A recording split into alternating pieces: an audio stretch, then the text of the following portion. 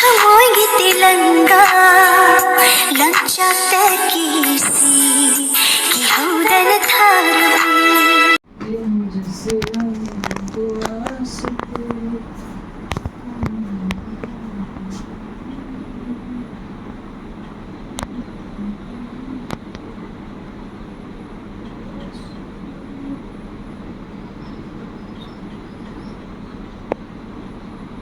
Vâng ạ, bị vấn đề buồn.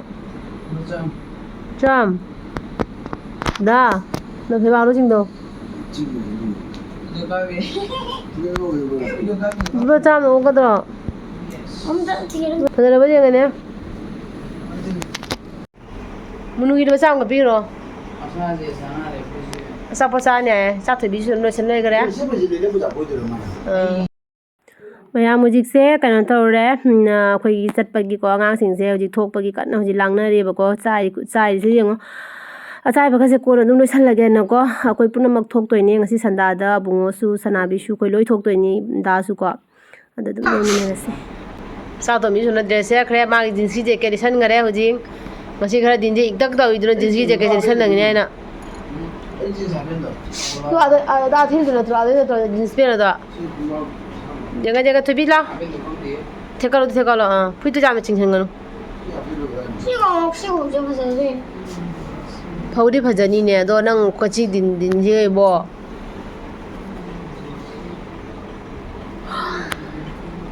कहीं ना ना वो तो स्वाद लोग थोड़ा लोग जगह से करिया इनो लोचाम बिरो तो रिला से चाप चाप बगी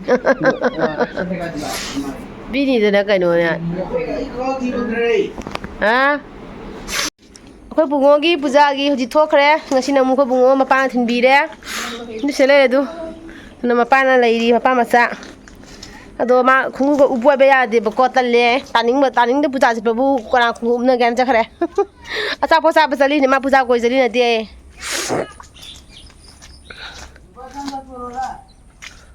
hey jing cha ra u ka dino nama yo mang no hai dum nang ga de dum ja nang nama yo ma na hai dum bi wang de ni ba chang ga ma nama na lo la ga gi lo ba khen di bi ba phai du chi la ki na pa ga ga de photo ka pi ke du ka tin mang de photo mang du hangino bye bye ta phai ta tharo khumra oi ti lo salam hoi maya mai nga sai kaino salubado ke ba lai kaino do ta borgi salubado lai fam salubado aduda kaino tawre aduga gi halaga ko aise chalaroi haina leidini ba aduga koi cha thoibi su ma su koi dana puna ta tore abungo su ngasi thokre ba ko mana baga koi mina khre ngasi do moi bora charu ne na ko achapo charu ne na adudugi chat khre ba do jum je kanam le haudra ba ai to amta le haura ba adudugi aise की कोई तो अमता लेबदो आइसु की बको अदुदुगी आइनाने आइसु दुम मोय खोय दावै चटपसिग दुम जाहौरगे नको थंदा लेबाय दु नुगाइतेदना अदुदुगी जुमनो बको ओइबनिना अदुदुगी चलुरुरगे आइनाइसु को अदु दुम चलगा दुम जेंखलके मयाम को नुंथांगी मु पूजा ममा मसाइदी फजना लाइदु उलक्तेदना अदु होरेन दुम उलके बको पाथोबी मा को तो फजना अदुम जेंखलकपा ngambra yenge adum koirurage khara ko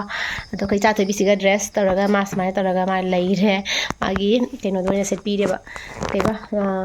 mini skirt oine smaina set pire jeans jacket illa aduga magi shoes to smaina tong he ko ado nusidra bi macha je to nuksi natra thi ke da phaja ke ra mogi dress yam nuksi bani ado hoji ko smaina tho ka ba yam adum hoin mafam do jawraga oina unarasi si mafam si date utpa ya ara roi mambani na ka ado hoin adum ada thengnarase ꯃꯌꯥꯝꯁꯤꯅ ꯇꯥꯔꯅꯤꯡꯅꯤꯀꯣ ꯑꯩꯈꯣꯏꯒꯤ ꯋꯥꯄꯣꯛꯄꯤ ꯇꯥꯔꯅꯤꯡꯗꯣ ꯑꯗꯨꯒ ꯃꯤ ꯁꯨꯃꯥꯏꯅ ꯇꯤꯜꯂꯦ ꯕꯣꯔ ꯅꯨꯃꯤꯠꯅꯤꯀꯣ ꯗꯨꯔꯒꯥ ꯏꯃꯥꯒꯤꯗꯤ ꯕꯣꯔ ꯅꯨꯃꯤꯠ ꯑꯣꯏꯕ ꯍꯟꯗꯛꯇꯤ ꯕꯣꯔꯒ ꯕꯣꯂꯤꯒ ꯄꯨꯟꯁꯤꯜꯂꯃꯤꯅ ꯒ꯭ꯌꯥꯟ ꯃꯦꯟ ꯑꯃ ꯇꯥꯗ꯭ꯔꯦꯀꯣ ꯄꯨꯖꯥꯁꯦ ꯑꯗꯣ ꯁꯨꯃꯥꯏꯅ ꯃꯤꯗꯣ ꯑꯗꯨꯝ ꯇꯤꯜꯂꯦꯕꯀꯣ ꯑꯗꯣ ꯅꯣꯡꯁꯨ ꯌꯥꯝꯅ ꯑꯌꯨꯛꯇ ꯆꯨꯈ꯭ꯔꯦ ꯑꯗꯨꯅ ꯂꯝꯕꯤ ꯊꯣꯡꯁꯨ ꯌꯥꯝꯅ ꯃꯑꯣꯡ ꯆꯥꯗꯕ ꯍꯥꯏꯇꯥꯔꯦꯀꯣ ꯑꯗꯨꯃꯥꯏꯅ ꯑꯣꯏꯌꯦꯕꯀꯣ ꯑꯗꯨꯒ ꯄꯨꯖꯥ ꯍꯥꯏꯁꯦ ꯃꯌꯥꯝꯀꯣ ꯃꯌꯥꯝꯅ ꯁꯨꯃꯥꯏꯅ ꯇꯤꯜꯂꯒ ꯑꯗꯨꯝ ꯅꯨꯡꯉꯥꯏꯕꯗꯣ ꯍꯥꯏꯗꯤ ꯗ꯭ꯔꯦꯁ ꯑꯅꯧ ꯑꯅꯧꯕꯒ ꯁꯦꯠꯂ ꯈꯣꯠꯂꯒ ꯑꯗꯒꯤꯗꯤ ꯈꯪꯅ ꯆꯥꯟꯅꯕ ꯑꯂꯥꯞꯄ ꯀꯨꯏꯅꯒ ꯎꯅꯈꯤꯗꯕ ꯃꯤꯁꯤꯡ ꯎꯅꯕ ꯈꯣꯠꯅꯕ ꯌꯥꯝ ꯁꯥꯊꯤꯅ ꯅꯨꯡꯉꯥꯏꯀꯣ ꯃꯤ ꯃꯌꯥꯝꯁꯦ ꯒꯥꯔꯤ ꯇꯧꯔ ꯆꯠꯅꯩꯁꯦ ꯀꯣꯏꯅꯔꯤꯅꯤꯀꯣ ꯃꯌꯥꯝ ꯊꯣꯛꯄ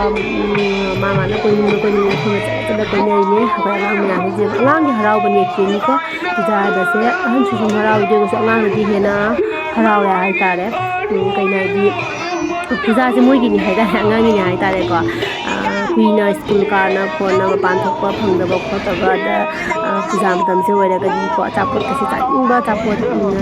ꯆꯥꯅ ꯈꯣꯠꯇꯅꯀꯣ ꯑꯗꯨꯃꯥꯏꯅ ꯇꯧꯅ ꯌꯥꯝ ꯅꯨꯡꯉꯥꯏꯕ ꯑꯗꯣ ꯑꯣꯏꯕ ꯑꯗꯨꯒ ꯁꯤꯗꯅ ꯑꯩꯈꯣꯏꯒꯤ ꯇꯥꯅꯤꯒꯤ ꯗꯨꯔꯒꯥ ꯏꯃꯥꯗꯣ ꯁꯤꯗ ꯂꯩꯔꯦꯀꯣ ꯑꯩꯈꯣꯏꯗꯤ ꯆꯪꯕꯗꯣ ꯌꯥꯗꯕꯒꯤ ꯑꯗꯨꯝ ꯂꯥꯞꯅ ꯖꯨꯝ ꯇꯧꯔꯒ ꯑꯗꯨꯝ ꯎꯠꯂꯦ ꯍꯥꯏꯇꯥꯔꯦ ꯀꯩꯅꯣ ꯍꯥꯏꯗꯤ ꯅꯛꯁꯟꯅ ꯎꯠꯄꯗꯣ ꯆꯪꯉꯒ ꯎꯠꯄꯗꯣ ꯌꯥꯗꯕꯅꯤꯅꯀꯣ ꯁꯨꯃꯥꯏꯅ ꯖꯨꯝ ꯇꯧꯔꯒ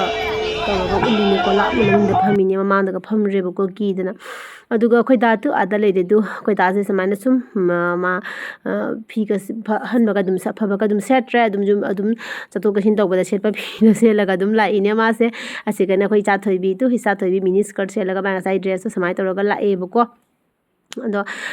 ꯃꯌꯥꯡ ꯌꯥꯝ ꯀꯪꯕꯅꯦ ꯏꯆꯥꯊꯣꯏꯕꯤꯁꯦ ꯃꯁꯥꯁꯦ ꯐꯧꯍꯟꯕ ꯑꯝꯇ ꯌꯥꯗꯦꯀꯣ ꯑꯥꯏꯁ ꯀ꯭ꯔꯤꯝꯒ ꯆꯥꯗꯅ ꯇꯧꯔꯤꯁꯦ ꯍꯧꯖꯤꯛ ꯃꯥ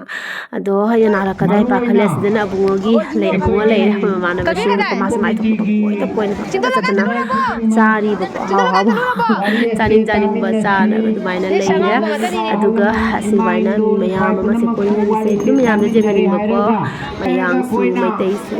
ꯀꯣꯏꯕ ꯑꯩꯈꯣꯏ ꯏꯆꯥꯊꯣꯏꯕꯤ ꯁꯣꯝꯗ ꯃꯨꯠ ꯆꯠꯂꯤ ꯁꯣꯝꯗ ꯃꯨꯠ ꯂꯥꯛꯏ ꯁꯣꯝꯗ ꯃꯨꯠ ꯆꯠꯂꯤ ꯍꯔꯥꯎꯕꯅ ꯃꯥ ꯑꯗꯨꯝ ꯍꯔꯥꯎꯕꯅ ꯂꯣꯏꯔꯦ ꯀꯨꯃꯥꯔꯤ ꯌꯥꯎ ꯐꯪꯗꯕꯒꯤ ꯃꯥꯅ ꯀꯞꯈꯤꯕꯗꯣ ꯑꯗꯨꯗꯨꯅ ꯅꯨꯡꯉꯥꯏꯇꯗꯅꯀꯣ ꯃꯥ ꯗꯦꯂꯤ ꯀꯣꯏꯍꯟꯕꯤꯔꯦ ꯃꯄꯥꯅꯀꯣ ꯑꯗꯨꯒ ꯑꯩꯈꯣꯏ ꯊꯣꯛꯇ꯭ꯔꯁꯨ ꯃꯄꯥꯅ ꯑꯗꯨꯝ ꯄꯨꯕꯤꯕꯗꯣ ꯑꯗꯨꯒ ꯁꯤꯗꯒꯤ ꯅꯨꯄꯤ ꯃꯆꯥ ꯑꯉꯥꯡ ꯊꯣꯛꯂꯤꯕ ꯑꯉꯥꯡꯁꯤ ꯅꯨꯡꯁꯤꯗ꯭ꯔꯥ ꯑꯁꯤꯒ ꯑꯩꯈꯣꯏ ꯏꯆꯥꯊꯣꯏꯕꯤ ꯂꯩꯔꯦ ꯑꯩꯈꯣꯏ ꯗꯥꯁꯨ ꯂꯩꯔꯦ ꯀꯣ ꯑꯗꯣ ꯑꯩꯈꯣꯏ ꯁꯤ ꯂꯣꯏꯔꯒ ꯑꯩꯈꯣꯏ ꯆꯤꯡꯗꯣꯜ ꯂꯩꯀꯥꯏꯗ ꯑꯃꯨꯛ ꯆꯠꯇꯣꯏꯅꯤꯀꯣ ꯃꯌꯥꯝ ꯆꯤꯡꯗꯣꯜ ꯂꯩꯀꯥꯏꯗ ꯑꯃꯨꯛ ꯃꯌꯥꯝ ꯆꯤꯡꯗꯣꯜ ꯂꯩꯀꯥꯏꯒꯤ ꯄꯨꯖꯥ ꯃꯐꯝ ꯌꯦꯡꯍꯟꯕꯤꯔꯛꯑꯣ ꯍꯥꯏꯅ ꯍꯥꯏꯔꯛꯄ ꯏꯆꯤꯜ ꯏꯅꯥꯎꯁꯤꯡ ꯌꯥꯝꯅ ꯂꯩꯀꯣ ꯑꯗꯣ ꯆꯤꯡꯗꯣꯜ ꯂꯩꯀꯥꯏꯒꯤ ꯄꯨꯖꯥꯗꯣ ꯑꯃꯨꯛ ꯌꯦꯡꯍꯟꯖꯔꯛꯑꯒꯦ ꯑꯗꯨꯒ ꯑꯁꯤꯗꯅ ꯑꯩꯈꯣꯏꯒꯤ ꯇꯥꯅꯤꯒꯤ ꯋꯥꯔꯤ ꯂꯤꯕꯀꯣ ꯋꯥꯔꯤ ꯂꯤꯔꯤꯅꯤ ꯑꯗꯣ ꯋꯥꯔꯤꯁꯦ ꯃꯇꯦꯛ ꯇꯥꯅꯤꯡꯉꯦ ꯇꯧꯖꯕ ꯆꯍꯤ ꯀꯌꯥꯗꯒꯤ ꯀꯥꯏꯗꯅ ꯇꯧꯖꯗꯅ ꯂꯥꯛꯏ ꯆꯍꯤ ꯀꯥꯏꯗꯅ ꯇꯧꯔꯕꯒꯨꯝꯅ ꯀꯨꯝꯁꯤꯁꯨ ꯑꯗꯨꯃꯛ ꯇꯧꯖꯔꯤꯕ ꯑꯁꯤꯗ ꯅꯕꯣꯃꯤꯒꯤ ꯅꯨꯃꯤꯠ ꯅꯕꯣꯃꯤ ꯄꯨꯖꯥꯒꯤ ꯃꯅꯨꯡꯗ इमागी दर्शनार्थी होइदन इमागी चरण दर्शन फंगुनी Imangi मफमदो Maroda ngam कचरुनी Imangi चरणदो Maroda अगोगी Awana सी कसी हाइजरगी रघुरामचंद्र गोवद जानकी मां सीता उद्धार तौरी दिलान तौर बगरा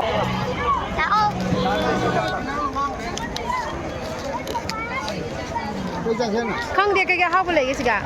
ꯃꯣꯏꯒꯤ ꯄꯥꯟꯊꯣꯏꯕꯤ ꯃꯥꯁꯦ ꯑꯝꯇ ꯎꯂꯧꯅ ꯑꯩ ꯆꯪꯕ ꯅꯨꯡꯉꯥꯏꯇꯦ ꯑꯗꯨꯒ ꯁꯤꯗꯅ ꯆꯤꯡꯗꯣꯜ ꯂꯩꯀꯥꯏ ꯂꯩꯔꯦꯀꯣ ꯃꯌꯥꯝ ꯏꯃꯥ ꯄꯥꯟꯊꯣꯏꯕꯤ ꯃꯁꯛꯁꯦ ꯏꯃꯥ ꯄꯥꯟꯊꯣꯏꯕꯤꯒꯤ ꯃꯁꯛꯁꯤꯅ ꯐꯖꯕꯁꯤꯗꯤ ꯅꯨꯡꯁꯤꯕꯁꯤꯗꯤ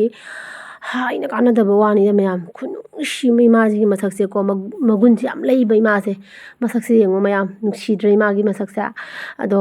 ꯑꯩꯅ ꯍꯥꯏꯗꯤ ꯏꯃꯥꯁꯦ ꯅꯛꯅꯗꯤ ꯎꯔꯛꯇ꯭ꯔꯦꯕꯀꯣ ꯖꯨꯝ ꯇꯧꯔꯒ ꯂꯥꯞꯅꯗꯒꯤ ꯎꯖꯔꯛꯄꯅꯤ ꯏꯃꯥꯁꯦ ꯑꯗꯣ ꯌꯥꯝ ꯊꯤꯅ ꯅꯨꯡꯁꯤ ꯍꯥꯏꯇꯥꯔꯦ ꯏꯃꯥꯁꯤꯒꯤ ꯃꯁꯛꯁꯦ ꯃꯒꯨꯟ ꯌꯥꯝ ꯂꯩꯕ ꯑꯗꯣ ꯑꯗꯨꯒ ꯁꯤꯒ ꯅꯨꯄꯤ ꯃꯆꯥ ꯑꯃꯁꯨ ꯖꯒꯣꯏ ꯁꯥꯔꯤ ꯁꯨꯃꯥꯏꯅ ꯑꯩꯈꯣꯏ ꯄꯨꯖꯥ ꯈꯨꯗꯤꯡꯒꯤ ꯄꯨꯖꯥꯒꯤ ꯅꯨꯃꯤꯠ 5ꯅꯤ 6ꯅꯤ ꯇꯧꯕꯁꯦ ꯑꯩꯈꯣꯏ ꯁꯨꯃꯥꯏꯅ ꯖꯒꯣꯏ ꯀꯠꯂꯤꯀꯣ ꯏꯃꯥꯗ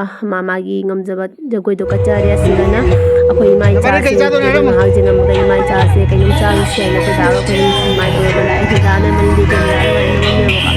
ꯑꯗꯣ ꯑꯩ ꯉꯁꯤꯒꯤ ꯗ꯭ꯔꯦꯁꯁꯦ ꯑꯩ ꯁꯨꯃꯥꯏꯅ ꯃꯨꯒꯥꯁꯤꯗꯅ ꯄꯤꯖꯅꯦꯕꯀꯣ ꯑꯗꯨꯒ ꯁꯨꯃꯥꯏꯅ ꯑꯆꯥꯄꯣꯠ ꯆꯥꯕ ꯂꯥꯛꯑꯦ ꯃꯣꯃꯣꯁꯨ ꯆꯥꯊꯔꯛꯑꯦ ꯉꯁꯤꯁꯦꯀꯣ ꯄꯦꯛꯀꯤꯡꯅꯣ वीडियोने वेरी गुड अदुमाय तौर पूजा मान ꯑꯆꯥꯄꯣꯠ ꯆꯥ ꯂꯩꯍꯧꯔꯦ ꯑꯩꯈꯣꯏꯅ ꯐꯖꯅ ꯂꯥꯛꯑꯦ मया मुझे अहाव चन दागदी चंदोला काई पूजा दा लागियो ꯍꯌꯦꯡ ꯀꯩꯅꯣꯗ ꯂꯛꯈꯤꯄꯨꯔꯝꯗ ꯆꯠꯄ ꯍꯧꯖꯤꯛ ꯈꯪꯗ꯭ꯔꯤ ꯆꯠꯐꯝ ꯂꯩꯇꯦ ꯇꯥꯎꯟꯒꯤ ꯋꯥꯈꯜ ꯈꯟꯗꯦ ꯍꯥꯏꯗꯤꯅꯦ ꯍꯥꯏꯗꯤ ꯆꯠꯇꯣꯏꯗꯣ ꯑꯩꯈꯣꯏꯅ ꯆꯠꯄꯗ ꯅꯨꯡꯉꯥꯏꯔꯣꯏꯗꯣꯏꯅꯤ ꯃꯌꯥꯝꯗꯣ ꯍꯧꯅꯕ ने सकत पकोरारा चुवदी फजरे कुमाई दारे किने पिस्ता क्या तरा ना सगुलो बा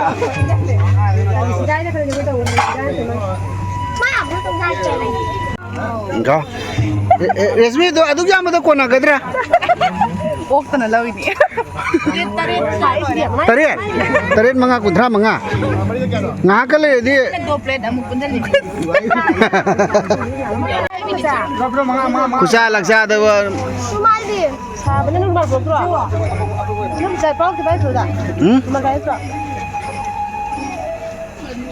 Kudang na sai to. 망래? 이거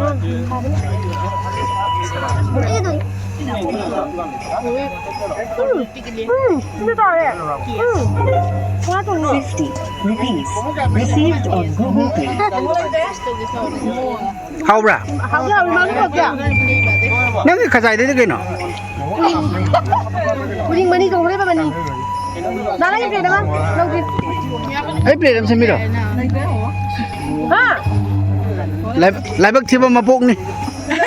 진짜 어디야 남이 들어지 아야 아니 이거 이야 야 Ai ai chicken pakora san. 좋아 하피라가 되다 Camera ka bing na mo le ram na. 나 보고 잘해지라 아 바꾸자 아 바꾸자 나한테 그래 다 좋은거든 아니 바꾸자 Haul mo haul. 모모 사토 에 하우보다 모모 그거 모모 지금 가이 모모지 다 하이나 가나들에 어떤 허지 모 저거 이제 뭐 라에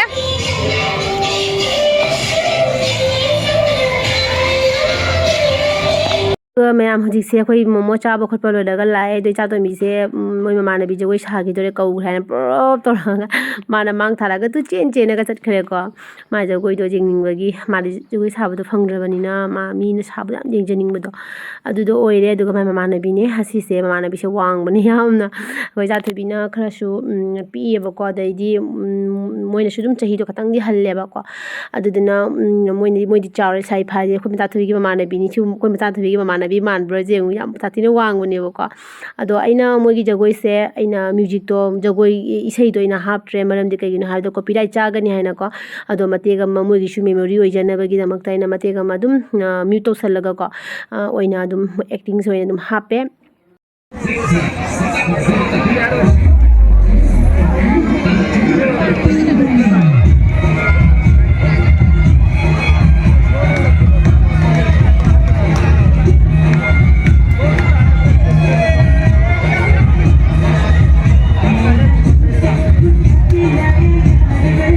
अदुगा सिना खोइ बता थबिगी मागी जामनु नतिनबा मानबीनेबको अदेन जामना हैबने मासु अदो मोगी